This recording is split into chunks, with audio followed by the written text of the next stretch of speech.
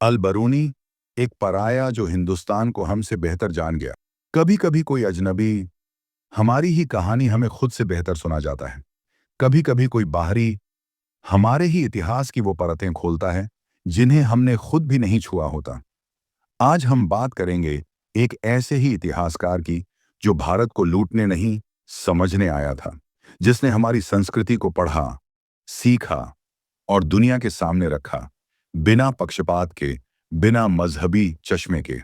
उसका नाम था अबू रेहान मोहम्मद इब्न अहमद अल बरूनी, या सीधा कहें अल बरूनी। 973 ईस्वी, मध्य एशिया का इलाका ख्वारिज्म। यहां पैदा हुआ एक बच्चा जिसे खेलों से ज्यादा किताबों से लगाव था। 12 साल की उम्र में वो एस्ट्रोनॉमी, जियोग्राफी और मैथमेटिक्स पढ़ चुका था। लोग उसे कहते थे चलता फिरता पुस्तकालय। उसने ना सिर्फ इस्लामी विद्या सीखी, बल्कि ग्रीक, रोमन, सीरियाई और यहां तक कि हिंदू ग्रंथों में भी रुचि लेना शुरू कर दिया। उसके मन में एक जिज्ञासा थी, इस ब्रह्मांड को समझने के लिए मैं हर भाषा, हर किताब और हर संस्कृति का द्वार खटखटाऊंगा। अल बरूनी की मुलाकात हुई उस समय के अफगान शासक महमूद गजनवी से। गजनवी भारत पर बार बार आक्रमण करता था, लेकिन उसके साथ अल बरूनी जैसा विद्वान भी भारत पहुंचा। लेकिन मकसद था अलग, ज्ञान की खोज। भारत पहुंचते ही अल बरूनी ने कुछ अजीब महसूस किया। यहाँ की मिट्टी में गंध थी, पुरातन ज्ञान की, तर्क की और आत्मा की खोज की। जब अल बरूनी ने देखा कि भारत के असली विचार वेदों, उपनिषदों और दर्शन में छिपे हैं, तो उसने ठान लिया कि वो संस्कृत सीखेगा। सोचिए, 11वीं सदी का एक विदेशी, जिसे भारत के ब्राह्मण भी अपने ग्रंथ नहीं दिखाते थे, वो बैठा है, एक एक अक्षर संस्कृत का रट रहा है। वो कहता था, अगर किसी देश की आत्मा को जानना है तो उसकी भाषा में डूब जाना जरूरी है।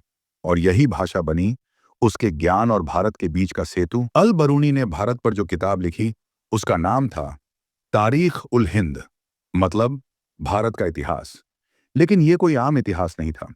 इसमें थे ब्राह्मणों की सोच, जातियों की व्यवस्था, योग और ध्यान की विधियां, भारतीय समय गिनती, खगोल शास्त्र, भारतीय दवाइयां और वनस्पति गणितीय सूत्र और दशमलव प्रणाली उसने लिखा। भारतवासी तर्क में दक्ष हैं, उनके विचार गहराई से भरे हैं, और जो ज्ञान यहाँ है वो यूनान और अरब से भी कहीं आगे है। आज जहाँ ज्यादातर इतिहासकार राजा रानी और युद्धों तक सीमित रहते हैं, अल बरूनी ने समाज की वैज्ञानिक समझ को महत्व दिया। उसने नदियों की दिशा मापी, भारत के केंद्र की गणना की, यहां तक कि पृथ्वी की परिधि का भी अनुमान लगाया। उसने लिखा, भारतीय खगोल शास्त्रियों के पास ऐसे गणना पद्धति हैं जो अरब जगत में अभी तक नहीं पहुंचे हैं। अब एक बात ध्यान देना जरूरी है, अल बरूनी ने सिर्फ तारीफ नहीं की, उसने आलोचना भी की, लेकिन ईमानदारी से। वो मानता था कि जाति व्यवस्था में कठोरता है। ब्राह्मण समाज बाहर वालों से संवाद नहीं करता, भारतवासी बाहर की दुनिया में कम रुचि लेते हैं। लेकिन फिर भी उसने लिखा, इन सब के बावजूद भारतवासी ज्ञान और आत्मा की खोज में सबसे आगे हैं। अल बरूनी ने अरब और भारत के बीच संवाद का पुल खड़ा किया। जहां एक तरफ गजनवी जैसे लुटेरे भारत की संपत्ति ले जा रहे थे, वहीं अल बरूनी भारत का ज्ञान ले जा रहा था, जो आने वाली कई पीढ़ियों को रोशन करने वाला था। अल बरूनी की मृत्यु 1048 ईस्वी में हुई, लेकिन उसका लिखा हुआ आज भी इतिहासकारों के लिए प्रामाणिक स्रोत है। उसकी किताब यूनेस्को की वर्ल्ड हेरिटेज लाइब्रेरी में दर्ज है।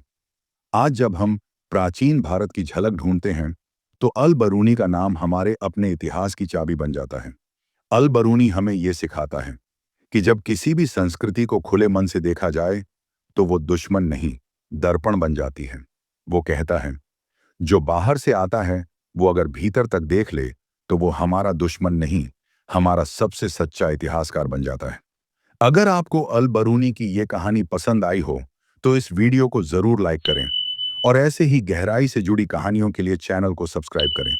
कमेंट करके बताइए, क्या आज भी हम अपने इतिहास को उतनी ही सच्चाई से समझते हैं जितना एक परदेसी ने 1000 साल पहले समझा था?